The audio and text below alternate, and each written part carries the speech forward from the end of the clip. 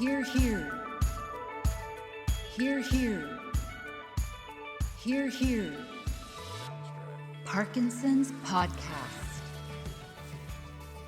Welcome to the Hear, Hear Parkinson's Podcast, where you will hear from special guests covering the world of Parkinson's with a deep dive on the World Parkinson Congress and a look at how the WPC has helped make extraordinary progress in the Parkinson's community by creating space for people with Parkinson's to have a seat at the table.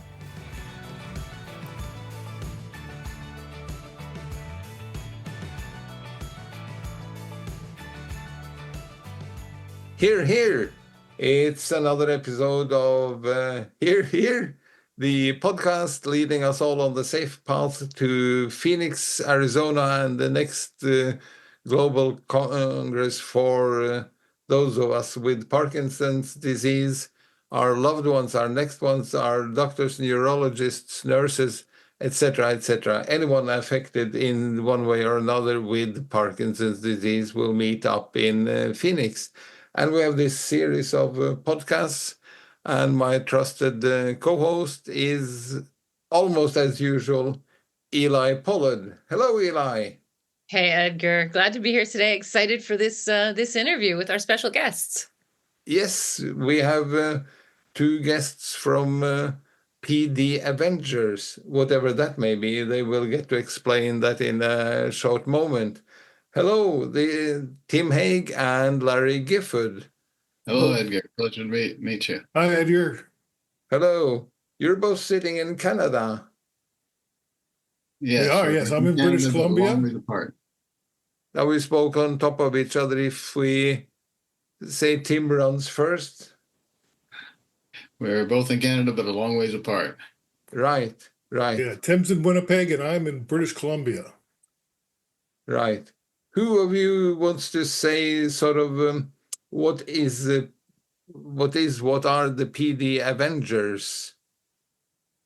PD Avengers is an organization that was founded after the WPC in Japan. In Kyoto. Yeah. And it was stemmed from a meeting of YOPD folk. And we realized it was the first time I'd been in a room with more than a couple of YOPD. And we looked around the room, we're like, we got some power here, some juice. Let's use it. And then the book, Ending Parkinson's Disease, came out with Dr. Oken and Dr. Boz Bloom and Ray Dorsey, Todd Shear. And we started to do some book discussion amongst our 12, 14 of us on Zoom. It was right at the beginning of the pandemic. And we invited the authors on to talk to us, and Boz Bloom goes, hey, this is a book of action. You guys are just talking. What are you doing about it? Yikes. Yeah. So they cool. laid down the gauntlet. And so we picked it up and we created the PD Avengers. We're a global alliance of people with Parkinson's, their care partners, their organizations, and anybody's invited to join for free. We have over 8,500 members. We have 106 countries represented, and we have over 150 partners worldwide. Is Norway represented? Yes, of course. And Right. we are putting urgency behind the message because we're a patient-led organization. So really, we really wanted to make sure that we add urgency to the cause of ending Parkinson's disease. And we do that through three different silos. Tim oversees wellness, I oversee advocacy, and our third co-founder, Sonia Mather, oversees research. So those three pillars going to take us to the promised land, hopefully. Amazing. So how far have we come? It says Global Alliance to End Parkinson's Disease behind your broad shoulders there. How far have we come in ending it? Well, as far as anybody, I suppose. We pushed through some legislation last year regarding some of the toxic chemicals, which is good. Now that's being reevaluated by the Trump administration, but hopefully it will stick. And we pick, we work with other organizations as well. So I'm working with Cures Collective, which is founded by IMALS. And so we're looking at neurodegenerative diseases as a whole, and really working on that from that angle. We're working with PMD Alliance, working with the Fox Foundation on some research around women and Parkinson's. So we're really trying to get information out there. Yes. Who's funding this? Putting up the money, I mean. Well, that's a good question. Right now, we are kind of self-funded, and we have some sponsorship money from pharmaceutical. Right. But we don't compete with fundraising with other organizations, because otherwise it'd be hard to get them to work with us. Right. So who's paying your rent? Well, I mean, it's a combination of the three of us plus a little bit of pharmaceutical money. Right. Right. It looks like Tim wants to chip in here. Yeah, I was going to say we have a variety of folks who donate a little bit every month or on occasion who help support the cause, and anybody who wants to be a part of that can certainly join in. But it's mostly been a self-funded effort to this point in time, and just trying to make it work and get the word out of what people need to be doing. And part of what we've been doing to try to end Parkinson's is reminding folks that exercise is fundamental to what we do. And that, I was on social media yesterday and I heard someone just kind of railing against someone in social media, and not sure who, that's always pushing exercise. But really, if we're going to stay healthy enough to do advocacy work, to one day see a cure, we've got to do everything that we can to look after ourselves. And we know that first step is exercise. Right. Huge. Great message. Yep. And I expect that you will both be in Phoenix, Arizona next year for the next World Congress. Wouldn't miss it for the world. Absolutely. Yes. Not miss it. Now, I understand there's bike ride coming from all different directions. I'm not doing that, but I'll cheer them on. You're not biking from Vancouver? No. Yeah, we'll cheer them all on. A lot of cyclists coming together to cycle to Phoenix. There's a group coming from Toronto, isn't there? Yep, there's someone cycling in from Toronto, and they'll pick up people in Chicago, people cycling from Utah, from Seattle, and the Seattle group will probably pick up people along the coast as they go down south through California. I'm super impressed with everyone. I mean, I do not have Parkinson's, and I could not spend 30 or 35 days cycling anywhere. Oh, you could. I could do it, but I would not choose to maybe do that. I might go hiking for 30 days, but not cycling. Well, the thought flickered through my mind I could head down from Winnipeg to Chicago and meet them. Yeah, you could do Good. that. It flickered through my mind. It hasn't stopped yet, but it flickered. There's space. There's space for more cyclists. We'll be promoting it soon. It's amazing, Tim. I mean, I look at you, Tim, and Larry, and honestly, it's what a great sort of story you both have in the Parkinson space. And I love the fact that the WPC has played a role in your advocacy journey and your involvement and sort of springboarded you into different spaces. But Tim, before this podcast, I was filling Edgar in on sort of how we first met. And like you won the Amazing Race Canada, which is amazing for anybody in 2013. And I remember I reached out to you to say, hey, you don't know me, but I run this thing called the World Parkinson Coalition, and we're having a Congress. Will you come and speak to people? And I remember you kind of paused and you were like, what is this? Who are you? What's the story? And then sure enough, like 2 weeks later, you're on the stage at the opening ceremony as a surprise guest. And the Canadians were all going crazy over you because they all knew who you were. They'd been watching and following your story. Like from that point, you were still working as a nurse, right? Yeah. You were not in the Parkinson space. How did your journey, how did the WPC impact you and sort of your journey? I know it's hard to say that in 1-2 minutes, but what's that? I can say in a few words, it totally changed my life.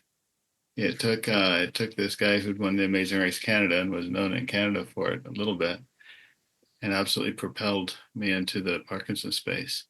I've traveled all across Canada and the U.S. now, around the world, being able to advocate on behalf of people with Parkinson's. At home locally, it allowed me to have enough of a voice that we've launched our own local charity, U-Turn Parkinson's. We're a holistic wellness center for people living with Parkinson's who has a heartbeat for exercise. We offer 16 different classes, live in person and online now, for our folks living in Winnipeg and across Manitoba and literally across Canada. And all because of a 5-minute speech on World Parkinson's Congress stage in 2013. Had no clue what I was getting into, had no idea who you folks were at the time. And man, oh man, it literally changed our world. Amazing. I love that. Amazing. And I would like to think that in turn, it's changed the lives of thousands of other people with the message that we've been able to share. Agreed. It's hard to track the social impact of the WPC. It's impossible actually to track the real social impact, but you're right, Tim. I mean, you've gone on to create U-Turn and serve people in Winnipeg and in the province of Manitoba, and you have given talks all over the world. And I know people know who you are and they know your message of wellness. And so you're right. I mean, the social impact is, I guess, impossible to even fully gauge, but you're right.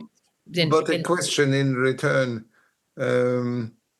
most people do actually not like to stand on a stage speaking to an audience. There was actually a study out by an American university some 10, 15 years ago where they said, what is the worst that could happen to you? And on top came out walking into a room of strangers or speaking to an audience. They were the two top ones. And then to die was only number 3. So the researchers then wrote a book called Death Came Third. Because people don't like speaking to an audience. So seeing that the majority are not like you, Tim, who or like myself, who love to walk onto a stage and command the public, why should all the rest of the people, the ones that would rather die than speak to an audience, why should they go to Phoenix next year? Well, because they need to realize that it's not all about speaking on a stage. Just like it's not all about running a marathon. We don't all have to do the same thing. We need to focus on what our abilities are, what we've been gifted with, and do that. Because we tend to discount our own stories. We tend to discount ourselves because I'm not a Tim Hague who gets to speak on all these different stages around the world. My story is not important. And that is just absolutely not true. I can only reach so many people with my story. The important thing is that each of us have a world that we live in that needs to hear our individual stories. And you need to tell your story no matter where you're at, no matter who you are, whether you love standing on a stage or you're terrified of standing on a stage. There are people in your sphere of influence that need to hear your story about Parkinson's. And as we each individually tell our stories, that's what will change the world. Tim Hague and Larry Gifford aren't going to change the world by themselves through PD Avengers or U-Turn or anything else that we do. We need thousands of people around the world to join their voices with ours, and collectively we will change the world as far as Parkinson's is concerned. Storytelling is the key. Storytelling is how people, it's been proven. It's people react to storytelling. It's emotional. It's connecting people. It's the connective tissue of life. We've been telling stories since the caveman days. I mean, it's something that people can't resist, and everybody has a story to tell. Excellent. I love that.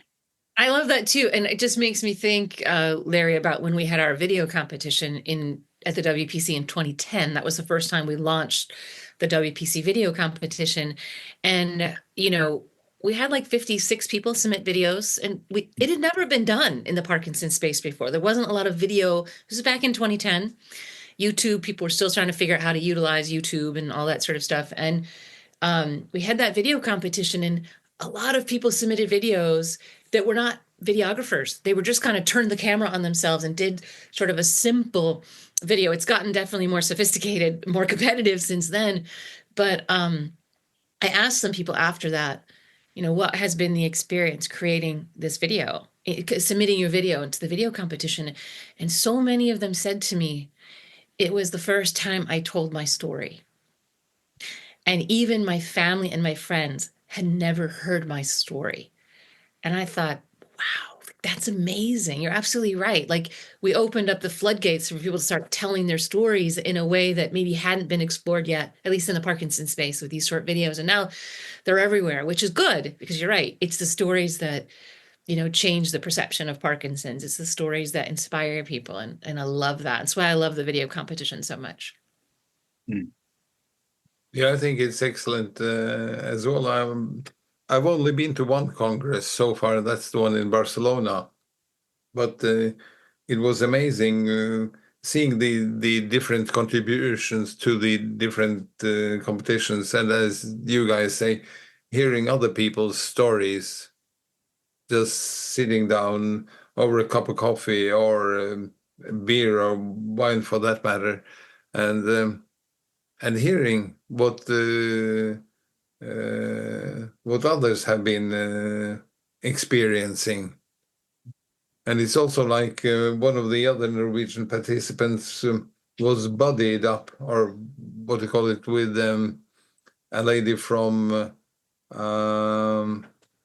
I forget which African country, and I don't want to be condescending or anything, but in that African country, this lady had sort of lived with 10 years of exorcism and similar, because she had Parkinson's and naturally was shaking then. And then instead of medication and training or whatever, it was sort of exorcism. That is what you call it, isn't it? Yep. Yeah. And yeah, I was just going to say the other reason people should attend is it's one of the only opportunities you'll have as a person with Parkinson's or as a medical professional to interact with each other and ask each other questions and to get to know each other and to really share the space together and like pick people's brains, literally. Yeah. And that's what I find fascinating. I remember in Kyoto, I went out to dinner with like seven of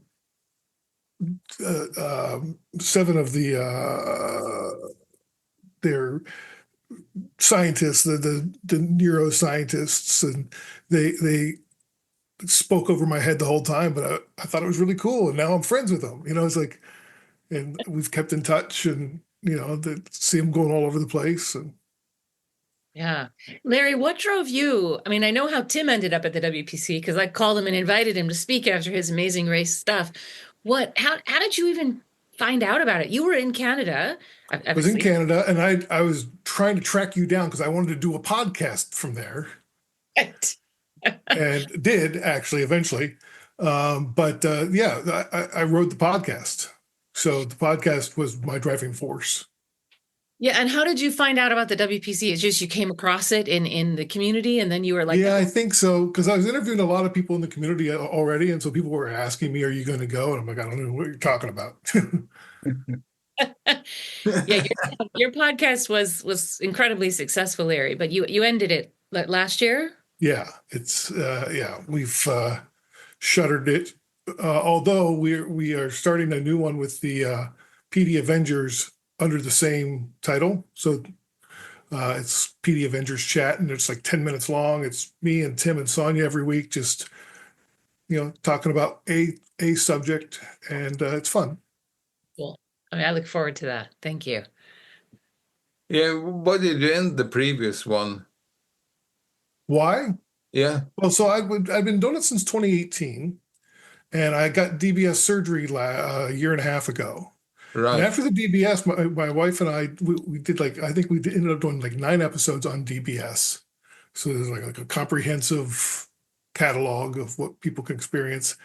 And I'm like, but I feel good now. So I don't know that there's a lot that I can contribute week in and week out to that conversation. So let's end it here. And if we want to start another one later, we can. Initially, my thought was I wanted to track the progression of the disease. But now my doctor says, my symptoms are less than when I was first diagnosed. So Oh. I've gone backwards. That is unusual, isn't it? Yeah. So, I love it. I I'm love winning. that. so your symptoms, which symptoms are less than when you were first diagnosed? Well, everything from a slight tremor to dyskinesia to I had a lot of stiffness and tightness. I had balance issues. I had gait issues. I was using walking poles all the time. I haven't used them since the surgery. I had neuropathy. It's gone. Like Mm. it helped. Like they hit the sweet spot, and it's like, whoa, okay, good. Amazing. Excellent. So good. Neuropathy is that when you feel there is something underneath your foot? Yeah, it's like a burning Oh, sensation. right. Pain Yeah, in your feet or your hands. It can be in Yeah, not. it can be in your hands. But mine were definitely in my feet. Mhm. It's painful. but Yeah, it's DBS gone. has been a game changer for both of us. Yeah. Tim It's, had it about 6 months after I did, and it'll be a year in March since I had mine, and aside from my voice, it's affected my voice a little bit. It makes it difficult to stand up and speak now, but other than that, I sleep better. My tremor is all but gone. I'm back to running a little bit. I cycle more than I did. I mean, this last summer, I cycled 100 kilometers in a day with the group that we went out with. And I had, 100 kilometers in a day. yeah, got my century ride in. Don't know if I'll ever do it again, but it's done. He did it once, one and done. We just had our meeting last night for this bike ride that we do every year, and the shortest ride now is 134 kilometers in a day. I'm like, oh God, I don't know if that's going to happen or not. maybe you can drive the beer cart. I'll drive the beer Wait, wagon. it's a golf tournament. Sorry, wrong. Oh, I see how you do it up there in Canada now. I got you. Got you. You gave it away. My dogs, tie them onto your bike, put some skis on it, go. So they do it in Norway, isn't that true? Big one? That's how they do it in Norway. Yeah. Sled dogs. Oh my gosh. Yeah. So I have a You question. know what guys do in Norway when they prepare to scale mountains, like they prepare for Mount Everest or similar? They take a couple of tractor tires and they fasten them to their waist, sort of, and then they go pulling these tractor tires along the road. On skis, right? Yeah, they could be on skis or just on foot, but the tractor tires are sort of tugging along back there somewhere. Yeah. I've never done anything like that. I'm not sure that would work out too well. Oh my gosh. Yeah, that's the way they do it over here. So Larry and Tim, I have a question just focusing back on Phoenix WPC 2026. In a nutshell, what is if someone comes up to you and says, so I hear about this Phoenix thing, kind of want to go, not sure, still figuring out. What is your like one or two things, quick like bullet points of why should someone go, or if they've already decided to go, what is your tip? Can go either direction. Go ahead, Tim. If you want to learn about Parkinson's, if you want to learn about the community of Parkinson's around the world, you need to be at World Parkinson's Congress. There's nothing else like it on the planet. There's no better environment to learn in any regard, whether that's just acquiring knowledge, acquiring friends, meeting more people like you, understanding your circumstance better. There's not a place you're going to ever go that's like WPC. Yeah, it's a scientific conference that includes the Parkinson's community, and that is amazing. The other thing is it's Phoenix, so come on, it's going to be nice. It's going to be good food. It's going to, there's lots of stuff going on, but you'll build community and you'll build friends that you'll have for the rest of your life that you don't know them now. They're strangers. And then if you're having trouble sleeping, you've got friends all around the world. So then you can, chat with them overnight. And they're up. It's daytime. I love that. We did an interview earlier today, a podcast interview with Sarah Regar out of Sweden. And she said, and I quote, "The WPC changes you. You come for the science and you stay for the people." Yeah. I think that's nicely put. Yeah. You just kind of same thing. And I thought you guys are on the same page. Exactly. Exactly. We are actually nearing the end of this podcast, trying to keep it relatively short and sweet. One exit question that we're asking of all our guests, regardless of where they come from.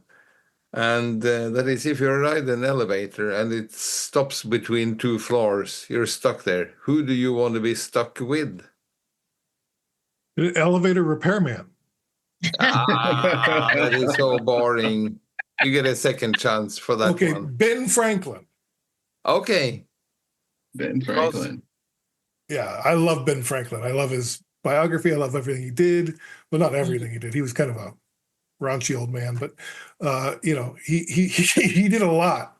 And one of the founding fathers, and just I really his mind is fascinating. I'd love to have a couple minutes with him. Excellent. I didn't say you would be done in a couple of minutes. You could be stuck there for the whole afternoon, or until tomorrow morning, or whenever your airman comes along. But Ben Franklin is a good one. I like that one. And Tim, who is your favorite companion? Mine's going to be relatively boring, I'm afraid, for most people. But if I had to be stuck somewhere, I'd have to be stuck with my best friend and my wife. Oh, see, now that's cheating. Make me look bad. It's an honest question. If I'm going to be stuck somewhere, Ben Franklin's a fascinating guy. There's lots of fascinating people I'd love to spend history with. There's lots of U.S. presidents I'd love to spend time with, get to know them, lots of world leaders. But if I really got to be stuck in a little hole like that for a long time, there's only one gal I want to hang out with. Awesome. Good. Both good answers. Both good answers. I mean, Ben Franklin might be able to help you figure out, like how to fix that elevator. Yeah, he could probably fix it. Yeah. Amazing. So great to have time with both of you to just, we don't always get time. I don't always get time to sit down and just hear people's stories. So I really appreciate this opportunity. Thanks for having us. This is great. And I love what you guys are doing. And I want people to come down to Phoenix, wherever you're coming from, get to Phoenix. And we will be there with bells on to welcome you and have a great time. Absolutely. I echo everything Larry just said, and thank you for having me on. It's a pleasure. We certainly want to encourage people to come to Phoenix. It's a great opportunity. And encourage people to sign up for PD Avengers at pdavengers.com. That's right. Good. I really looking forward to seeing both of you in Phoenix in real life. Really looking forward to that. In the meantime, have a great one. Thank you. And thank you, Eli, for being my loyal co-pilot once again. My pleasure. Always happy to do this. Have a great day.